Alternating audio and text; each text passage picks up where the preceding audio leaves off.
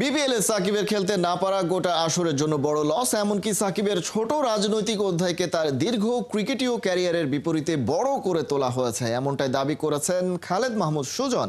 Dhaka Capitals coach মনে করেন দায়িত্বশীলতার সাথে গোটা পরিস্থিতি সামাল দেয়া গেলে সাকিব দেশে এসে খেলতে পারতেন। বিস্তারিত পার্থ বণিকের রিপোর্টে।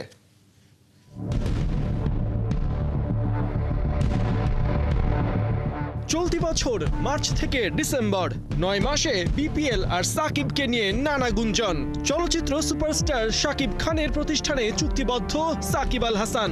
তবে কি শাকিব খানের দল ঢাকা ক্যাপিটালসের হয়ে খেলবেন বাংলার নবাব? আমাদের টিমে আসলে কারা কারা এখন অন্তর্ভুক্ত হবে সেটা এই মুহূর্তে বলতে পারছি না।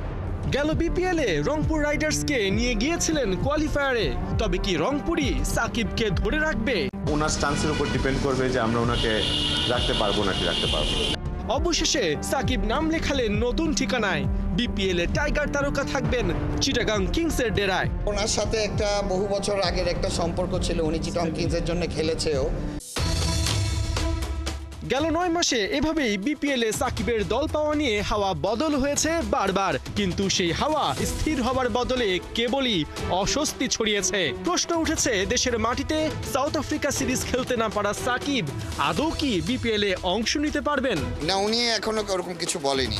পজিটিভও বলতে পারছি না, এটা আসলে পরিস্থিতির উপর ডিপেন্ড করে, যেহেতু উনি দেশের জন্য এই মুহূর্তে খেলতে পারছেন না।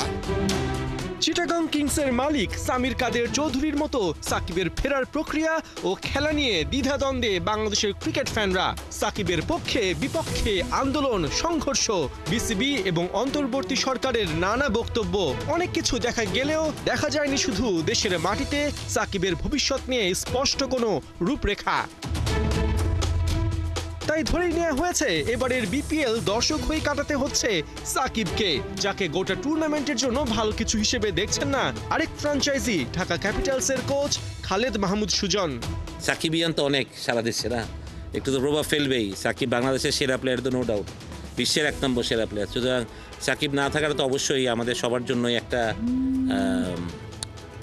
সাকিব সারা জীবন ক্রিকেট খেলবে এটাও সত্যি কথা, but as long as Shakib is playing the game and ও বাংলাদেশের ক্রিকেট খেলতে পারছে না, এটা একটা ব্যর্থতাই আমাদের জন্য, আমি মনে করি সত্যি কথা বলতে গেলে। এখানেই শেষ না, ৭ মাসের ছোট রাজনৈতিক অধ্যায়ে সাকিব কতটা অপরাধ করেছেন সেই প্রশ্নও তুলেছেন সুজন। গোটা ব্যবস্থা সামাল দিতে না পারায় দায়িত্বশীলদের সমালোচনা করতেও ছাড়েননি।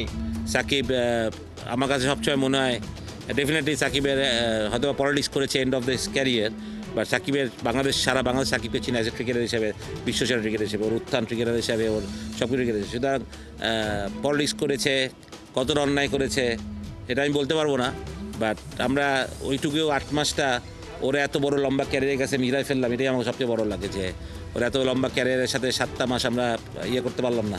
সাকিব বাংলাদেশকে এত কিছু দিয়েছে, তো সেখানে যদি আমরা একটু বিচক্ষণতা বুদ্ধি দিতাম, আমার মনে হয় যে দেশের একটা প্লেয়ারও দেশের সবচেয়ে বড় টুর্নামেন্টটা খেলতে পারবে না। খালেদ মাহমুদ সুজনের সব কথার শেষ কথাটা চমকে দেবার মতো।